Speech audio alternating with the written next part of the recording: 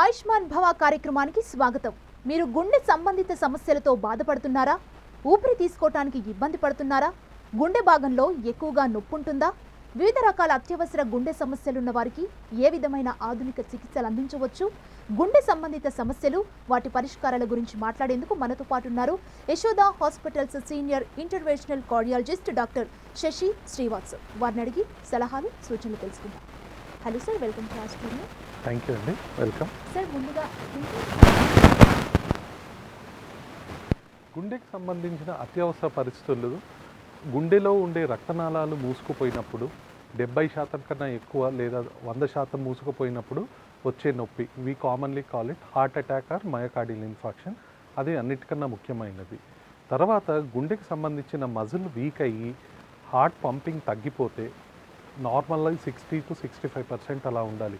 40 or 35 అంతకన్నా తక్కువైనప్పుడు పేషెంట్కి సడన్గా బాగా ఆయాసం కానీ ఊపిరి తీసుకోవడంలో ఇబ్బంది రావడం జరుగుతుంది. దీన్ని మనము హార్ట్ ఫెయిల్యూర్ అంటాము. ఇవి రెండు అత్యంత ముఖ్యమైన సమస్యలు. ఇవి కాకుండా హార్ట్ కొట్టుకునే నంబర్, అంటే మన హార్ట్ బీట్ 60 కన్నా నార్మల్గా 60 నుంచి 100%, 100 మధ్యలో ఉంటుంది. 60, 50 కన్నా తగ్గిపోవడము, లేదా 100 బదులు 150, 200 అలా వెళ్ళిపోవడము అరిథ్మియాస్ అంటాము. తగ్గిపోవడాన్ని బ్రాడీ అరిథ్మియా అంటాం, పెరగడాన్ని టాకీ అరిథ్మియా అంటాం. ఇలాంటివి జరిగినప్పుడు కూడా పేషెంట్కి గుండె దడ, ఆయాసము, లేదా కళ్ళు తిరగడము, తల తిరగడము, ఛాతిలో నొప్పి ఇలాంటివి రావచ్చు. ఇవి కూడా గుండెకి సంబంధించిన అత్యవసరమైన పరిస్థితుల్లో కామన్గా మనం చూసేవి.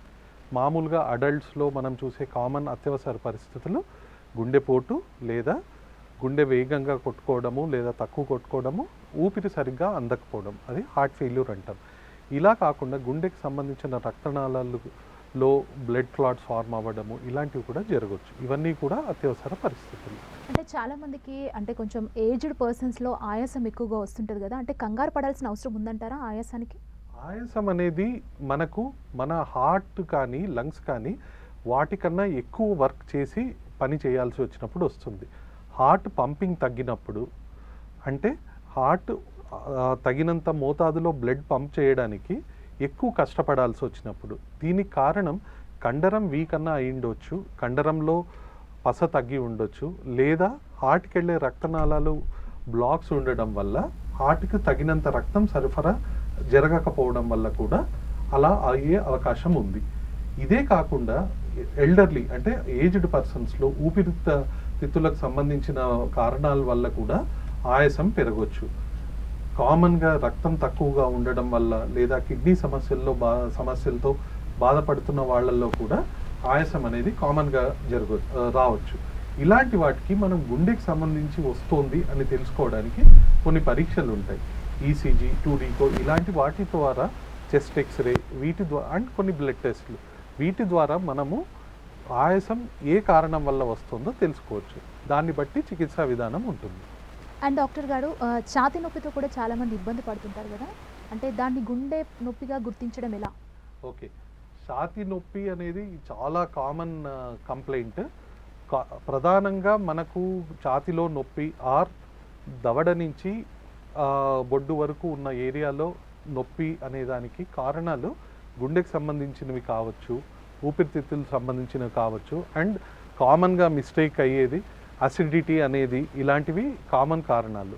లేదా గుండె నుంచి బయటకు వచ్చే పెద్ద రక్తనాళాలు, అయోటా అంటాం, వాటిలో టేర్ ఉండడం వల్ల కూడా ఇలాంటివి కావచ్చు. గుండెకి సంబంధించింది రక్తనాళాల బ్లాక్ వల్ల లేదా హార్ట్కి సంబంధించిన నొప్పి అనే దానికి నిర్ధారణకి మనకు క్లినికల్ సిమ్టమ్స్ ఇంపార్టెంట్. అంటే దవడ నుంచి బొడ్డు వరకు ఏ పార్ట్లో వచ్చినా గుండెకి సంబంధించింది మనం ఆలోచించాలి. అలాగే చెమటలు ఎక్కువగా రావడము, లేదా గుండె ఛాతిలో మధ్య భాగంలో పిండేసినట్టు రావడము, లేదా ఆయాసంతో కూడుకొని రావడము, లేదా ఎడం చేయి దగ్గర లాగడము ఇలాంటివి, లేదా పొత్తి కడుపులో నొప్పి రావడము, ఇలాంటివి కూడా హార్ట్కి సంబంధించిన వార్నింగ్ సిమ్టమ్స్. మనం వాటిని నెగ్లెక్ట్ చేయకూడదు. మనం వాటిని ఫర్దర్ టెస్ట్లు, పర్టికులర్లీ రిస్క్ ఫ్యాక్టర్స్ ఉంటాయి, లైక్ స్మోకర్స్ కానీ, లైక్ డయాబెటిక్స్ కానీ, హైపర్టెన్సివ్స్ కానీ, లేదా హై కొలెస్ట్రాల్ ఉన్నవాళ్ళు కానీ, లేదా ఏజ్ 55 అండ్ అబోవ్ ఉన్నవాళ్ళు కానీ వీళ్ళల్లో ఈ లక్షణాలు ఏమన్నా కనిపిస్తే మనం గుండెకి సంబంధించింది ఆలోచించుకొని ఫర్దర్గా టెస్టులు చేయాల్సి ఉంటుంది.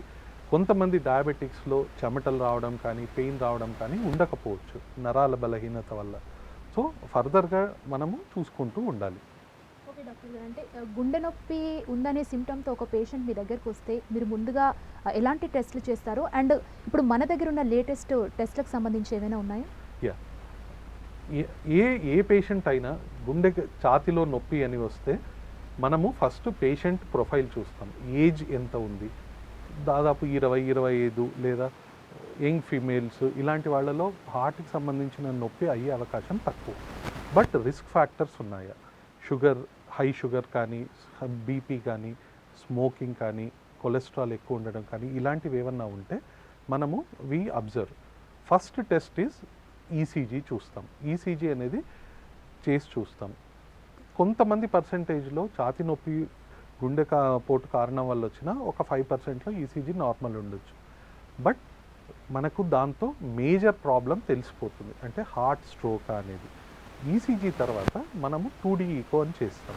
2D ఈకో అనే దాంట్లో గుండె పంపింగ్ పర్సెంటేజ్ ఉంటుంది, ఒక పర్టికులర్ భాగం రక్త సరఫరా తగ్గిపోవడం వల్ల తక్కువ బీటింగ్ ఉందా అనేది తెలుస్తుంది.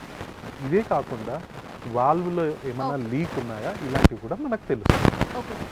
ఆ తర్వాత మనము ట్రోపోనిన్ అనే బ్లడ్ టెస్ట్. ఆయుష్మాన్ భవ కార్యక్రమంలో స్మాల్ బ్రేక్ తీసుకుందాం. Stay with us.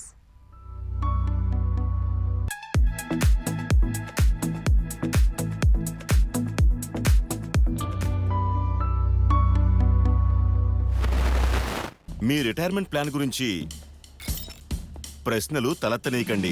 ఇన్వెస్ట్ చేయండి Bharti AXA life guaranteed income pro plan లో. ఇది మీకు ఇస్తుంది లైఫ్ ఇన్సూరెన్స్ కవర్, ఇంకా మెచ్యూరిటీపై అష్యూర్డ్ రిటర్న్స్.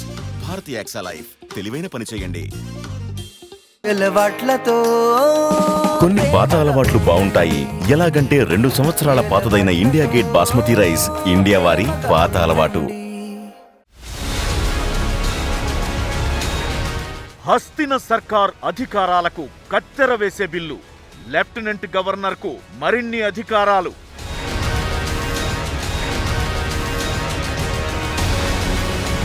కేంద్రం ఢిల్లీ మధ్య మళ్లీ మొదలైన యుద్ధం. కేంద్రం తీరుపై భగ్గుమంటున్న ఆప్ కాంగ్రెస్. అధికారాలకు కత్తెర వేయడం హస్తినతో ఆగుతుందా? బలమైన ప్రతిపక్షం ఉన్న రాష్ట్రాల్లో ఇదే సీన్ చూస్తామా? ఢిల్లీలో పవర్ గేర్. వైడ్ యాంగిల్లో సాయంత్రం 6:30 మీ 10 టీవీలో. నగల పథకంలో ఇదంతా ఎందుకు? ఇచ్చే డబ్బుకు ఎంత గ్రాములు బంగారం లభిస్తోంది, అదే కదా ముఖ్యం. ఈ ఫ్రీ గిఫ్ట్ల ధర వాళ్ళు వేసుండే ఎంఆర్పీలో సగం కూడా ఉండదు. లలిత జ్యువెలరీ 11 నెలల పథకంలో ఫస్ట్ ఇన్స్టాల్మెంట్ ఫ్రీ, తరుగులో 50% ఫ్రీ. లలిత జ్యువెలరీ. కరోనా నుంచి కాపాడుకోండి. కరోనా నుంచి కాపాడుకోవడానికి మేలైన మందు భౌతిక దూరం పాటించడమే. తరచూ మీ చేతులను సబ్బుతో గాని శానిటైజర్తో గాని శుభ్రం చేసుకోండి. మీ జాగ్రత్తే మీకు శ్రీరామ రక్ష.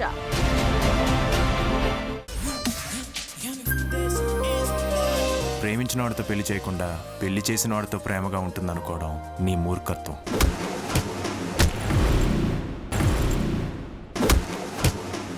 అసలు కొడుతుంది దానికంటే ఎందుకు కొడుతుందో తెలియక పిచ్చెక్కిపోతుంది. పరిచయం ఉన్నా ప్రతిరోజు కొత్త వాడిని చూసినట్టు చూస్తుంది. ప్రేమంటే లేని చోట వెతుక్కోవటం కాదు, ఉన్న చోట నిలబెట్టుకోవడం. మనల్ని ప్రేమించే వాళ్ళు మనల్ని ఎప్పటికీ బాధ పెట్టరు.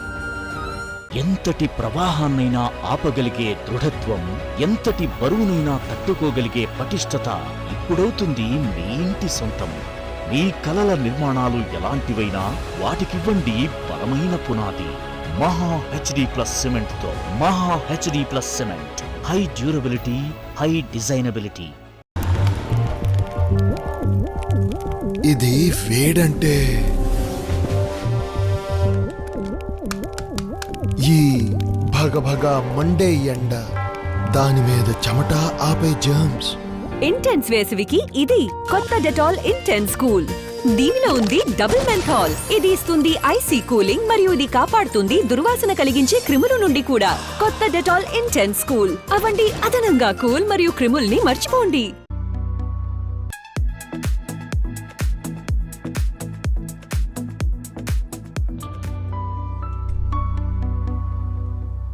ఆయుష్మాన్ భవ కార్యక్రమానికి స్వాగతం. డాక్టర్ గారు, అంటే గుండెకి సంబంధించి అధునాత టెస్ట్ల గురించి చెప్తున్నారు కదా, కంటిన్యూ చేయండి. సో మనము ఈసీజీ 2Dకో అయిపోగానే ఛాతి నొప్పి సిగ్నిఫికెంట్గా ఉంది, అందులో ఏమైనా చేంజెస్ క్లియర్గా తెలియదు, లేదా 4 to 6 అవర్స్ దాటింది టైం అంటే ట్రోపోనిన్ CKMB అనే రక్త పరీక్షలు చేస్తాం. అది గుండె కండరం ఏమైనా డ్యామేజ్ అయ్యి ఉంటే మనకు ఆ బ్లడ్ టెస్ట్లో అబ్నార్మాలిటీ తెలుస్తుంది. ఇది కాకుండా రిస్క్ ఫ్యాక్టర్స్ లేకుండా గుండె నొప్పి టిపికల్గా లేదు అంటే మనము ఎమర్జెన్సీలోనే సిటీ కర్నరీ యాంజియో అనే స్క్రీనింగ్ టెస్ట్ చేయొచ్చు. ఇందులో చేతికి చిన్న ఇంజెక్షన్ ఇచ్చేసి మనము we can rule out major heart attack. ఇలానే ఇది ఇందులో ఏమన్నా పరీక్షలో అబ్నార్మాలిటీ ఉంటే we will go for conventional angiogram. ఆ తర్వాత దాన్ని బట్టి ట్రీట్మెంట్ ఉంటుంది. ఇది కామన్గా ఎమర్జెన్సీ రూమ్లో ఛాతి నొప్పితో వచ్చే పేషెంట్స్లో మనం చేసే టెస్ట్లు. ఈసీజీ 2Dకో ట్రోపోనిన్ CKMB అనే బ్లడ్ టెస్ట్లు, అవసరమైతే సిటీ కర్నరీ యాంజియో. అబ్నార్మల్ ఉంటే మనం యాంజియోగ్రామ్ సజెస్ట్ చేస్తాం. ఓకే, యాంజియోగ్రామ్ సజెస్ట్ చేస్తారు, కొంతమందికి బైపాస్ సర్జరీ చేస్తారు కదా, అంటే యాంజియోగ్రామ్ సజెస్ట్ చేసే వాళ్ళ సిచ్యువేషన్ ఎలా ఉంటుంది? యాంజియోగ్రామ్ అనేది మనము ఎప్పుడు సజెస్ట్ చేస్తామంటే గుండెకు సంబంధించి రక్తనాళాల్లో బ్లాక్స్ ఉండడం వల్ల వాళ్ళకు సిమ్టమ్స్ వస్తుంటాయి. ఇది మనకు ఎమర్జెన్సీ సిచ్యువేషన్లో కావచ్చు, నడుస్తుంటే స్టేబుల్గా ఉన్న పేషెంట్స్లో కావచ్చు. దీన్ని రెండు విధాలు ఉంటాయి. ఆ ఎమర్జెన్సీ సిచ్యుయేషన్ని అక్యూట్ కర్నరీ సిండ్రోమ్స్ అంటాం. అంటే ఛాతిలో నొప్పి తీవ్రత, డ్యూరేషన్ అండ్ ఫ్రీక్వెన్సీ ఎక్కువగా వస్తూ ఉంటే అది బ్లాక్స్ సివియారిటీ ఉన్నట్టు. అలాంటి వాళ్ళలో ఒకవేళ 100% బ్లాక్ ఉంది అంటే మనము ఎమర్జెన్సీగా చేయాల్సి ఉంటుంది యాంజియోగ్రామ్ అనేది.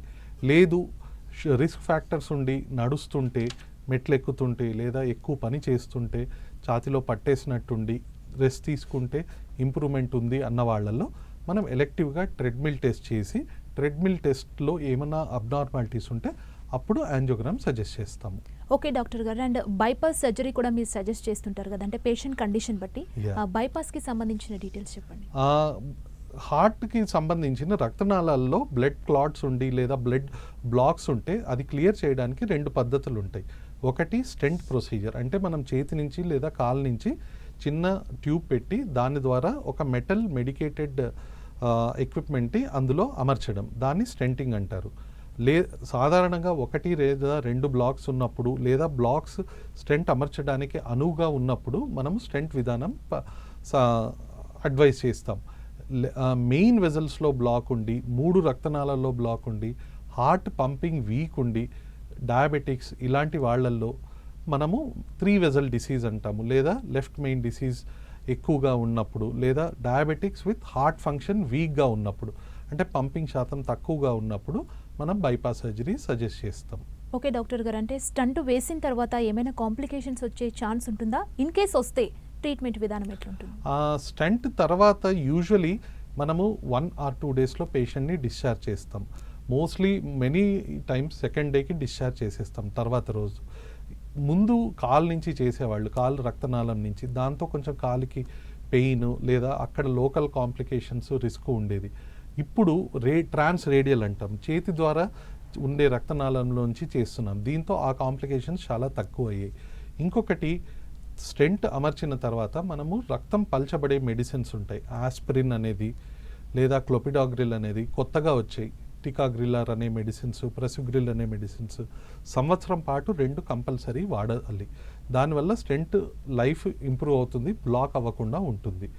జనరలీ స్టెంట్ తర్వాత వచ్చే ప్రాబ్లమ్స్ మేనేజ్ చేయడం పెద్ద ప్రాబ్లం కాదు. మందులు కరెక్ట్గా వాడుకుంటూ, షుగర్ బీపీ కంట్రోల్లో ఉంచుకుంటూ ఉంటే యూజువలీ ప్రాబ్లమ్స్ రావు. స్టంట్ వేసుకున్న ఒక పేషెంట్ డైట్ ఎలా ఉండాలి? డైట్ అంటే స్టెంట్, బైపాస్ లేదా హార్ట్ డిసీజ్ ఉన్న పేషెంట్కి అందరూ ఒకలాగే చూడాలి. అంటే మనం జబ్బు ఉంటేనే డైట్ మార్చాలి, లేకుంటే ఒక డైట్ అని కాదు. More greens, healthy diet, that is fatty diet, oils, non veg ఐటమ్స్లో రెడ్ మీట్స్ ఇలాంటివి తక్కువ తీసుకోవాలి. More of dry fruits, green vegetables, salads ఇలాంటివి ఎక్కువ తీసుకుంటే కొలెస్ట్రాల్ వాటివి వచ్చే అవకాశం తక్కువ ఉంటుంది. అలాగే షుగర్ని కంట్రోల్లో పెట్టుకోవడం చాలా ఇంపార్టెంట్. షుగర్ నార్మల్ లెవెల్స్లో ఉండడం చాలా ఇంపార్టెంట్. సాల్ట్ మోతాదు తగ్గించాలి, దానివల్ల బీపీ కంట్రోల్లో ఉంటుంది. దానివల్ల కూడా మనకు రిస్క్ ఫ్యాక్టర్స్ కంట్రోల్ అవుతాయి. ఓకే, అంటే బైపాస్ కావచ్చు లేదంటే స్టంట్ వేసుకున్న తర్వాత అయినా కావచ్చు, ఒక పేషెంట్ బరువు పెరగడం అనేది ఉండకూడదా? అంటే వాళ్ళు డైట్ని ఫాలో అవ్వాలంటారా? దానివల్ల ఏమైనా కాంప్లికేషన్ వస్తుందా? అంటే they should maintain ideal body weight, they should రెగ్యులర్గా మెడిసిన్స్ తీసుకోవాలి, రెగ్యులర్ చెకప్స్ ఉండాలి. వీటితో యూజువలీ ప్రాబ్లమ్స్ అవాయిడ్ చేయొచ్చు. ఓకే, అంటే ఒక బైపాస్ సర్జరీ డాక్టర్ సజెస్ట్ చేసినప్పుడు కొంతమంది పేషెంట్స్ అంటే లైక్ భయపడి కానీ లేదంటే ఏదైనా కారణాలతో సర్జరీ లేకుండా మెడిసిన్స్తో నడిపిద్దామని అనుకుంటారు కదా, అలాంటి వాళ్ళలో ఏమైనా కాంప్లికేషన్స్ వచ్చే ఛాన్స్ ఉంటుందా? మీరేం సజెస్ట్ చేస్తారు అలాంటి వాళ్ళకి? జనరలీ పేషెంట్స్కి బైపాస్ సర్జరీ అంటే ఓపెన్ హార్ట్ సర్జరీ అలా అని భయం ఉంది.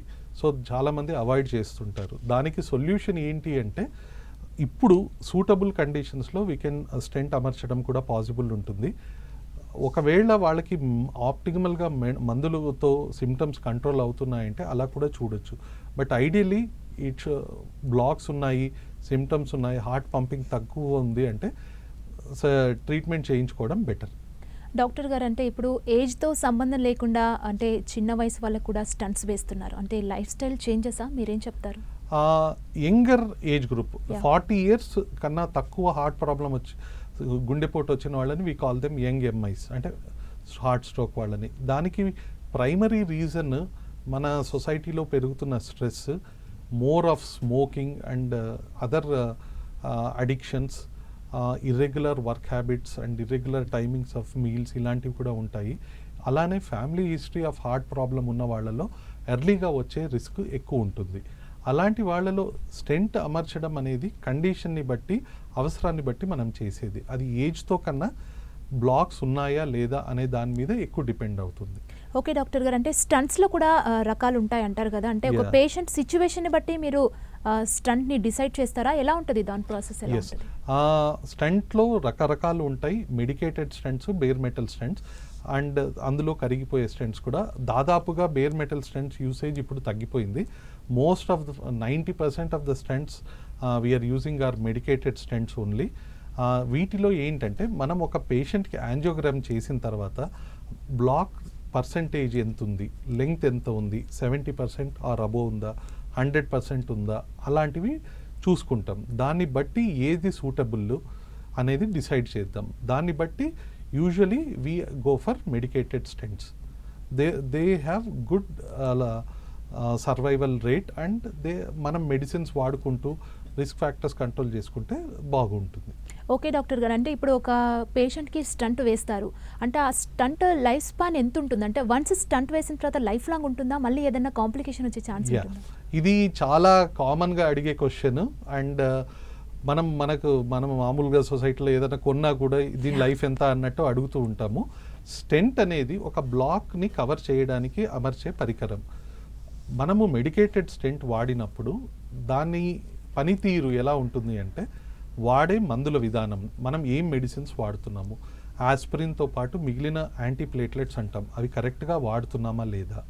సెకండ్, రిస్క్ ఫ్యాక్టర్స్ అంటే డయాబెటీస్ కానీ, హైపర్ టెన్షన్ కానీ, కొలెస్ట్రాల్ కానీ కంట్రోల్లో ఉందా లేదా, డైట్ సరిగ్గా ఫాలో అవుతున్నారా లేదా, ఎక్సర్సైజ్ తగిన మోతాదులో చేస్తున్నారా లేదా, రెగ్యులర్ చెకప్ చేసుకుంటున్నామా లేదా. ఇది one aspect of it. And ఎక్కడ అమర్చాము, మెయిన్ వెజల్లో అమర్చామా, అలాంటివి.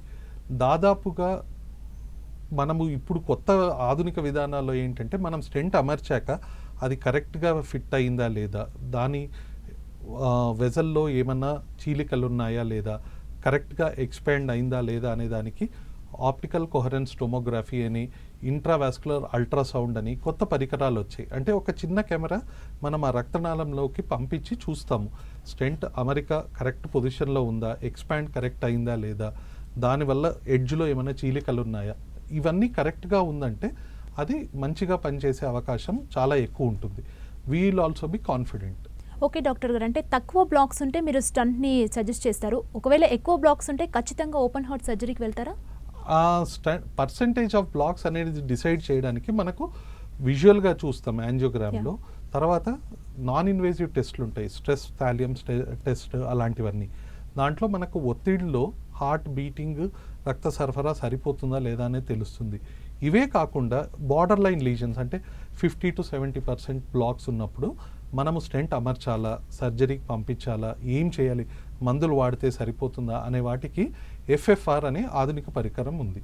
అది ఏంటంటే ఒక చిన్న వైర్ విత్ ప్రెషర్ వైర్ మనము రక్తనాళికల్లో నాళాల్లో పంపించి బ్లాక్కి దిగువన పైన రక్త సరఫరా వల్ల వచ్చే ప్రెషర్ ఎంత ఉంది అని చెక్ చేస్తాం. దానివల్ల మనకు ఖచ్చితంగా అంటే సైంటిఫిక్గా తెలుస్తుంది బ్లాక్ సివియారిటీ. దాన్ని బట్టి మోర్ సివియర్ ఉంది అంటే వీ సజెస్ట్ స్టెంట్, లేదు అంటే we suggest medical management and follow up. And ఒకసారి బైపాస్ చేసిన తర్వాత సెకండ్ టైం కూడా కొంతమంది పేషెంట్స్కి బైపాస్ చేస్తుంటారు కదా, కాంప్లికేషన్స్ ఎంతవరకు ఉండొచ్చు అనుకోవచ్చు? ఒకసారి బైపాస్ అనేది ఓపెన్ హార్ట్ సర్జరీ. దాన్ని తర్వాత కూడా ఒకవేళ బ్లాక్స్ డెవలప్ అయితే, రేర్ కేసెస్ మెయిన్ వెజల్స్లో బ్లాక్ డెవలప్ అయితే రీడూ బైపాస్ సర్జరీ అవసరం ఉంటుంది. లేదా ఫోకల్గా అంటే ఒక చిన్న రక్తనాళంలో ఏదైనా బ్లాక్స్ ఉన్నాయి, అది మనం కవర్ చేయొచ్చు అంటే తర్వాత కూడా స్టెంట్ చేసి కవర్ చేయొచ్చు. కానీ వీటి అన్నిటికీ ఇంపార్టెంట్ ఏంటంటే ప్రికాషన్స్, మందులు జాగ్రత్తగా వాడడం, ప్రికాషన్స్ తీసుకోవడం, అవి చాలా ఇంపార్టెంట్. అంటే ఓపెన్ హార్ట్ సర్జరీ అనుకోవచ్చు, లేదంటే స్టంట్ వేసే టైంలో అంటే పేషెంట్ బాడీ ఫిట్గా లేకపోయినా, అంటే వారికి బీపీ ఉండొచ్చు, లేదంటే షుగర్ ఉండొచ్చు, ఇలాంటివి ఉన్నప్పుడు ఏమైనా కాంప్లికేషన్స్ అయ్యే ఛాన్సెస్ ఉంటాయా? మీ దగ్గర ఉన్న టెక్నాలజీ ఏంటి? సో ప్రొసీజర్కి మనం తీసుకునే ముందు జాగ్రత్తగా పేషెంట్ని సెలెక్ట్ చేసుకుంటాం. స్టెంట్ చేయాలన్నప్పుడు ఒకవేళ హార్ట్ పంపింగ్ వీక్ ఉంది అంటే తగినంత మోతాదులో మనం ఇంజెక్షన్స్, మందులు ఇచ్చి వాళ్ళు ఫిట్ అయినాకే చేస్తాం. ఒక్కొక్కసారి ఎమర్జెన్సీ సిచ్యుయేషన్స్లో మనం అలా చేయలేకపోవచ్చు. అప్పుడు మనకు సర్క్యులేషన్ సపోర్ట్ చేయడానికి ఇంట్రాయాటిక్ బెలూన్ పంప్ అని ఉంటుంది. అదొక చిన్న బెలూన్ అమర్చి దాని ద్వారా కొంచెము బ్లడ్ సర్క్యులేషన్కి సపోర్ట్ అందిస్తాం. ఇలానే కాకుండా సివియర్ ప్రాబ్లం ఉన్నప్పుడు ఎక్మో అని ఉంటుంది, అలాంటివి అమర్చి మనం స్టెంట్ అన్ని అమర్చే పని చేయొచ్చు. పేషెంట్ ఒకవేళ ఆయాసం ఎక్కువ ఉంది అంటే వెంటిలేటర్ మీద అమర్చి మనం ప్రొసీజర్ చేసుకోవచ్చు. సో ఏదున్నా తగిన ప్లానింగ్తో మనము వాటికి సంబంధించి ప్రికాషన్స్ తీసుకొని కేర్ఫుల్గా we can go ahead with advance technology that we have. మనం we can go ahead with proper care. బేసిక్గా ఏ చిన్న పెయిన్ వచ్చినా హార్ట్లో చాలా కంగారు పడుతుంటారు చాలామంది, వెంటనే హాస్పిటల్కి పరుగు పెడుతుంటారు. అంటే అది గ్యాస్ పెయిన్ అవ్వచ్చు, ఏదైనా. అంటే దీన్ని గుర్తించడం ఎలా, గుండెపోటు లాగా వస్తుందనేది గుర్తించడానికి మీరు ఏం చెప్తారు? సో ఇందాక మనం డిస్కస్ చేసినట్టే any chest pain should not be neglected, particularly risk factors ఉన్న వాళ్ళలో.